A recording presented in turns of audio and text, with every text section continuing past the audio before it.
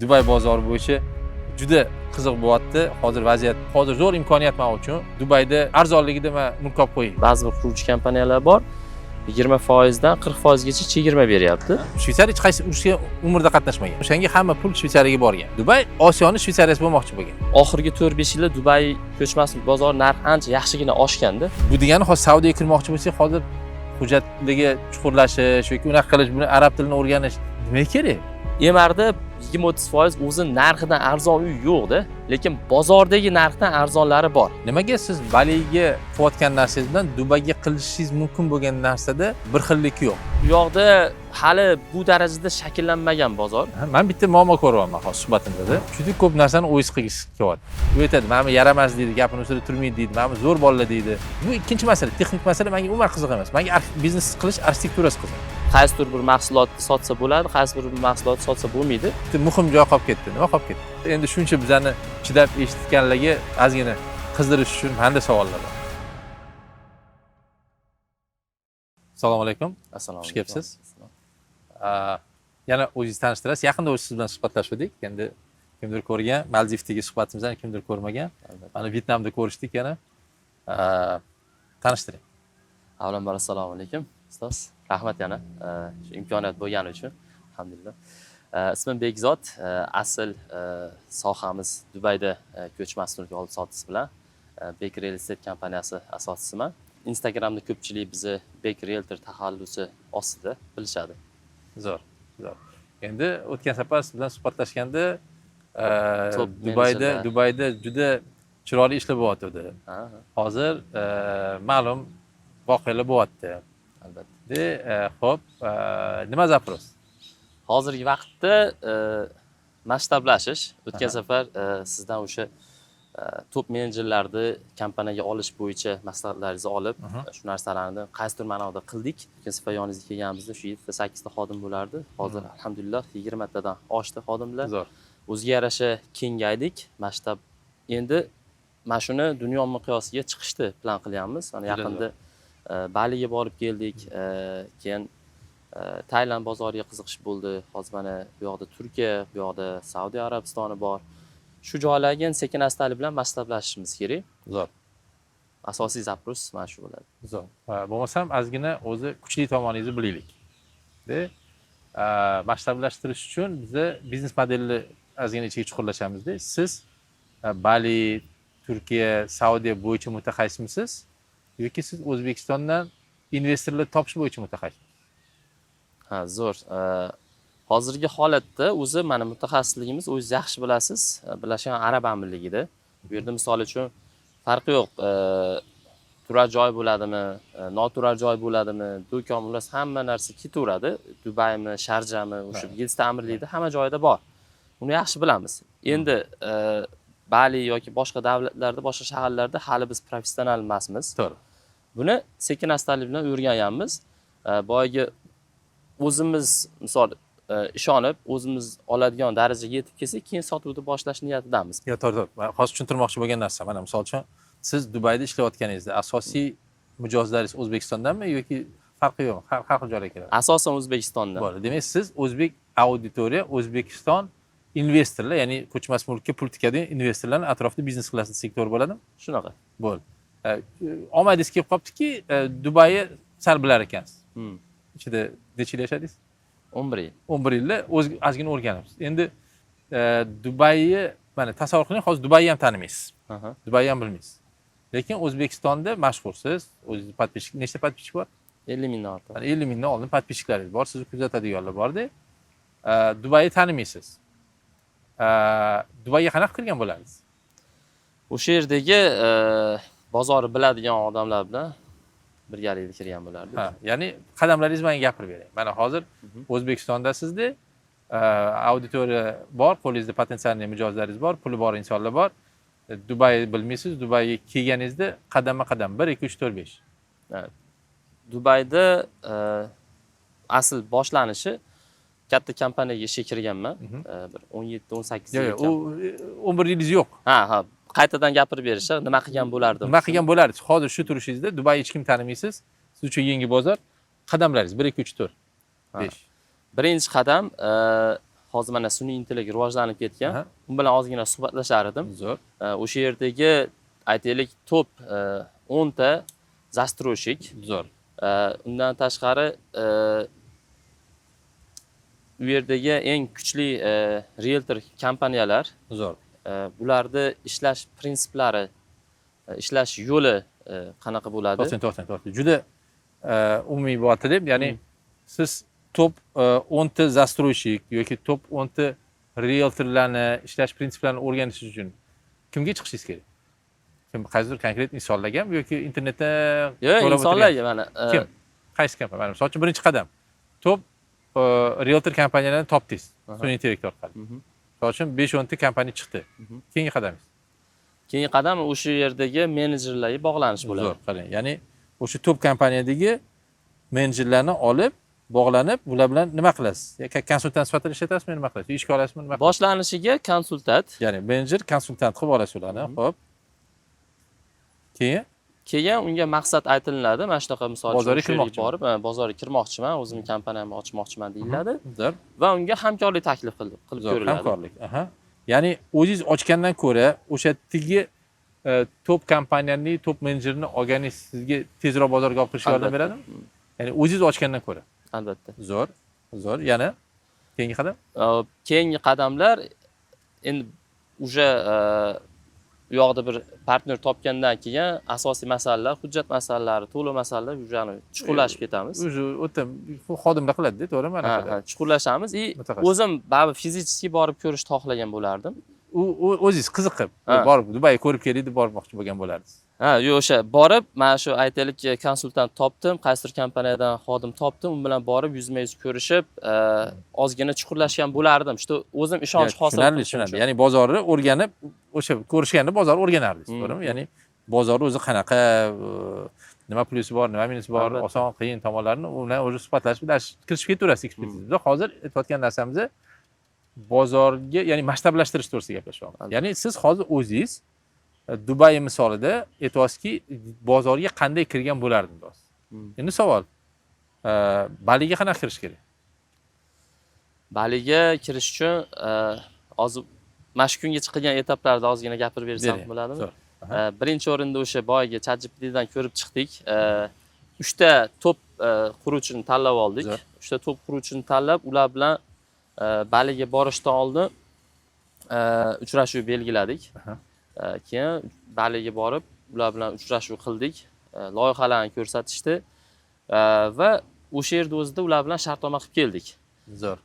Endi bizda asosiy narsa ishonch hosil bo'ldi. O'zimiz borib ko'rdik, ular bilan gaplashdik, loyihalar bilan tanishib chiqdik-da. Shartnoma ham qildik. Endi asosiy narsa bu yerda bozordagi mahsulot desak ham bo'laveradi. Misol, qaysidir bir mahsulotni sotsa bo'ladi, qaysidir bir mahsulotni sotsa bo'lmaydi. Bularni biz ajratib oldik. Shunaqa qilib Qarang, asosiy narsa. nimaga siz Baliga qilayotgan narsangiz bilan Dubayga qilishingiz mumkin bo'lgan narsada bir xillik yo'q. Ya'ni sal muhim joy qolib ketdi. Nima qolib ketdi? Konsultant. Nimaga? Chunki u yoqda hali bu darajada shakllanmagan bozor, Balida. Mana Dubayda juda ham zo'r shakllangan. Demak, o'sha shakllanmagan bozor haqida ma'lumot biladigan konsultant olishdan boshlagan yaxshi emasmi degan savol. Yaxshi bo'lishi mumkin.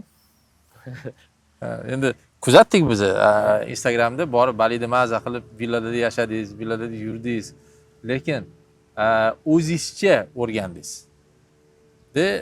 Lekin Dubayga unaqa qilmagan bo'lardingiz, chunki Dubayni yaxshi bilasiz-da.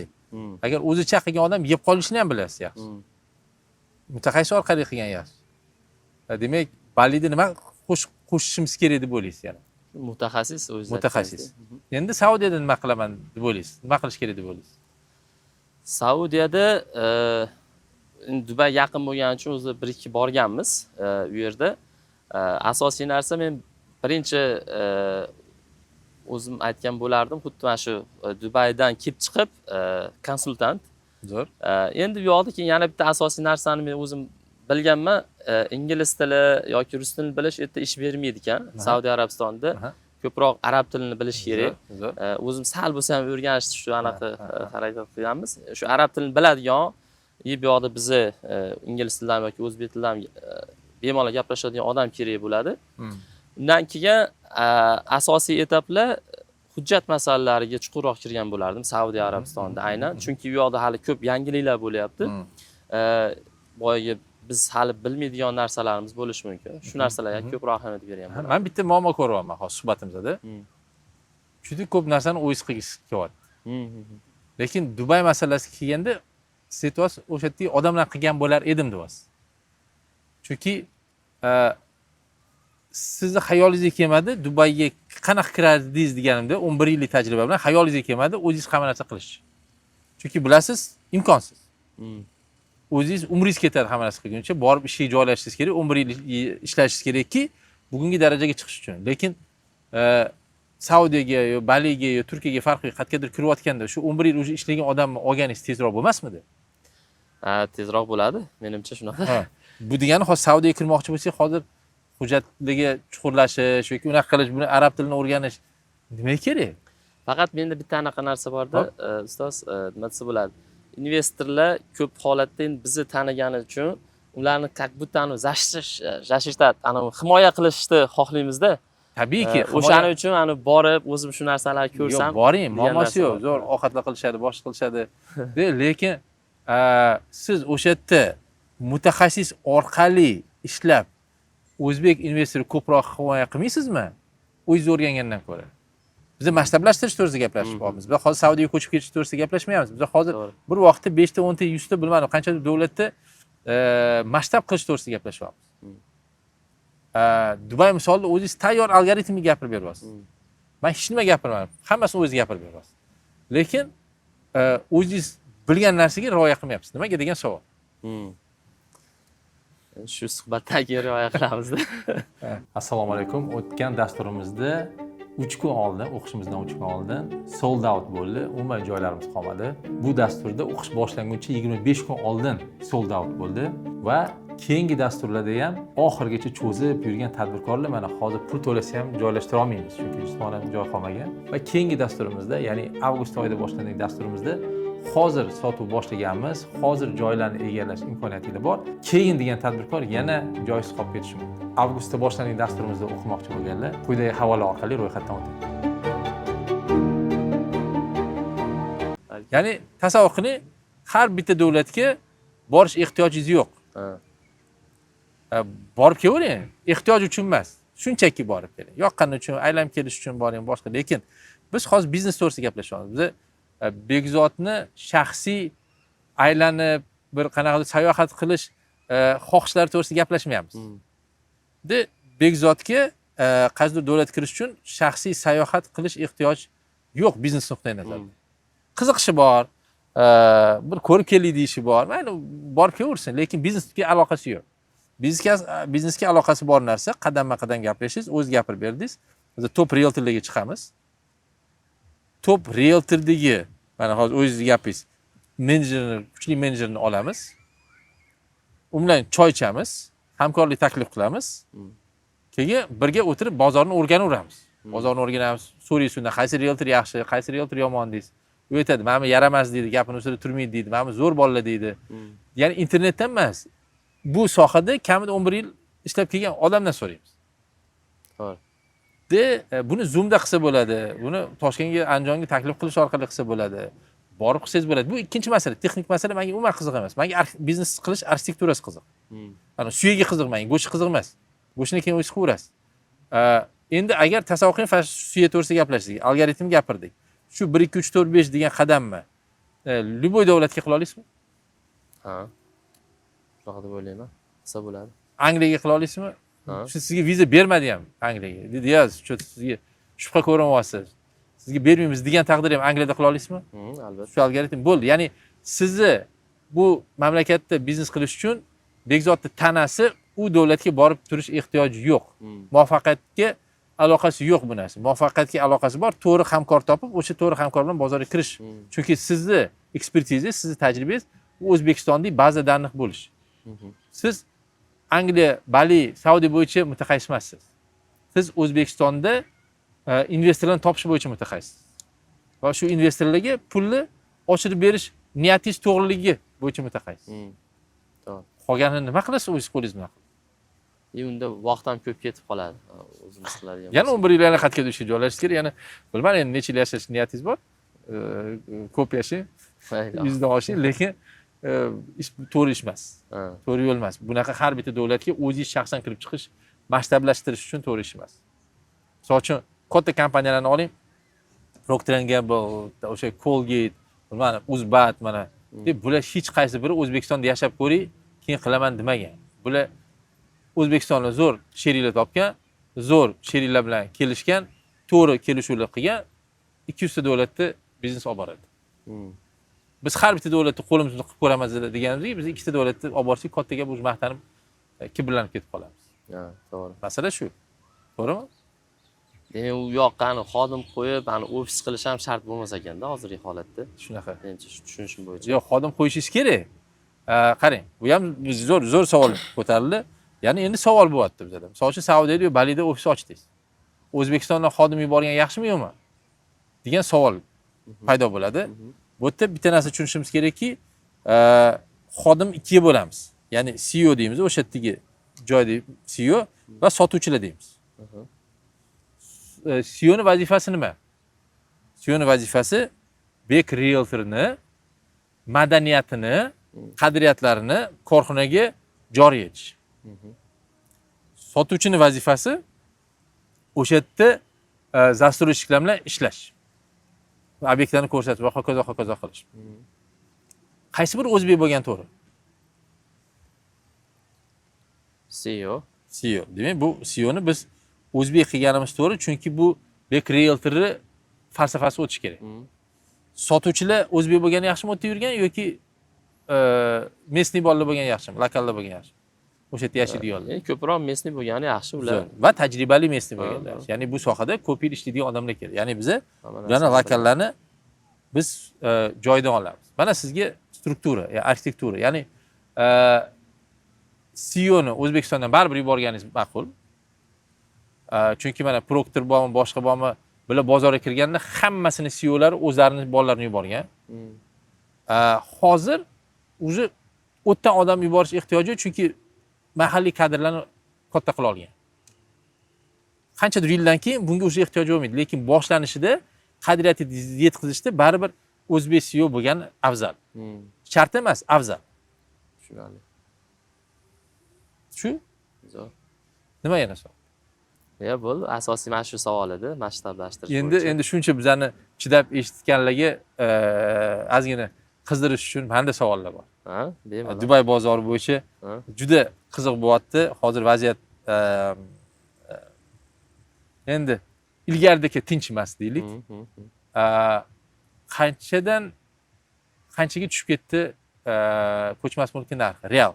Misol uchun internetdagi emas bor. Men ichida yurgan odam sifatida men pulni ko'tarib borsam, men aytsamki, hozir zo'r imkoniyat men uchun Dubayda arzonligida men mulk olib qo'yay deydigan bo'lsam, realni qancha chegirma bilan uy topib berish ehtimoli katta?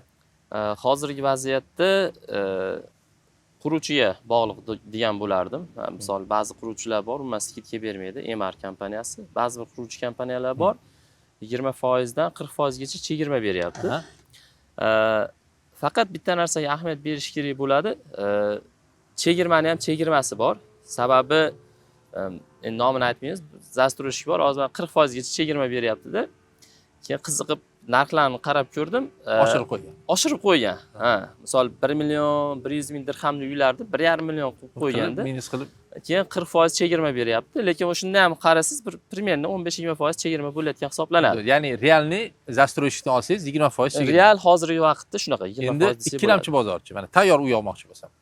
Ikkilamchi bozorda mana ko'pchilik narx tushdi boshqa deydi. Men real o'zini original narxidan tushib ketgan uylarni ko'rmadim. Bo'lsa ham bu bitta ikkita sanoqli. Sababi oxirgi 4-5 yilda Dubay ko'chmas bozor narxi ancha yaxshigina oshganda. Aytaylik, 3 yil avval sotuvga chiqqan katlamon uylar hozir tayyor. 3 yil avvalgi narxlar примерно 40% arzon bo'lgan. Hozirgi narxi 40% qimmatda. Endi o'sha bozori 40% narxi qimmat emasda, bir 20% yoki 15% arzonroq sotayotgan bo'lishi mumkin. Demoqchiman, 300 mingga olingan uy hozir o'rtacha 360 mingga narx chiqqan, ko'tarilgan. Lekin sizga o'shani aytaylik 320 mingga beryapti. Bozori narxidan Arzonroq. qanchadir nimada O'sha necha foiz o'sha arzon? O'sha 20% o'rtacha qarashsiz bo'ladi. Ha, 20% dan ko'proq chegirma topolmayman. Ko'proq chegirma boyagi narsa topsiz bo'ladi, faqat mahsulot sifatsiz bo'ladi. Yo'q, tushunaman. Kimdir uy olgan, qo'rqib qoldi. Bu tinchmas ekan, ayrim hollarda 100% baribir ta'minlanmas ekan, shu to'polon bo'lyapti. Pulimni chiqazib ola qolay degan qo'rqoqlar bor-da. To'g'ri. Ya'ni pul qo'rqoq. To'g'ri. Qo'rqoq degani pul qo'rqoq degan ma'noda. To'g'ri. Misol uchun uyni 5 yil oldin olib qo'ygan. Nech pul bo'lsa ham chiqazib yuborsam mayli, pulimni olib olay. Ertaga nima bo'ladi, hali qaytadimi, eski holatga qaytmaydimi degan masala bo'lishi mumkin. Chunki Dubay o'zini Shveysariya deb bilgan. Biza faqat hech qanday urushga qatnashmaymiz. Shveysariya hech qaysi urushga umrda qatnashmagan. Birinchi jahonda ham ikkinchi biza neytralmiz degan, o'shanga hamma pul Shveysariyaga borgan. Dubay Osiyoning Shveysariyasi bo'lmoqchi bo'lgan. Lekin gapirgan gapidan kelib chiqqan holda unaqa emas bo'lib qoldi. Ya'ni baribir urushga qatnashib qoldi. Endi kimdir bu vaziyatni bo'ldi. Endi Dubay eski holatga qaytmaydi degan fikrlar bor. Kimdir yo'q, qaytish kerak, chunki kapital boshqa qochadigan dunyoda joy yo'q deydigan gaplar bor. Bu ham gapda jon bor. Lekin baribir men o'ylaymanki, katta ehtimol bilan kimdir sotmoqchi bo'lgan joylar bor. Hozir mana saytlarni ko'rdim. Katta chegirmalar bilan sotamiz degan saytlar bor. 20% aniq borligini endi ko'rdik. 30-40% balki 50% degan variantlar bordir deb savol beryapman. Boyagi narsa mana bizda yaqinda 10 kun, 15 kun avval bo'layotgan holat, 2-3 ta o'zimizda shu mijozlar bor edi. Siz aytganingizdek 20%, 30% arzon bo'lsa, real arzon, o'zini narxidan arzon bo'lsa, olamiz deyishdi. Rosa qidirdik. Ularga asosan villa, townhouse'lar ko'rdik. Endi villa, townhouse degani ko'pchilik emarni xohlaydi.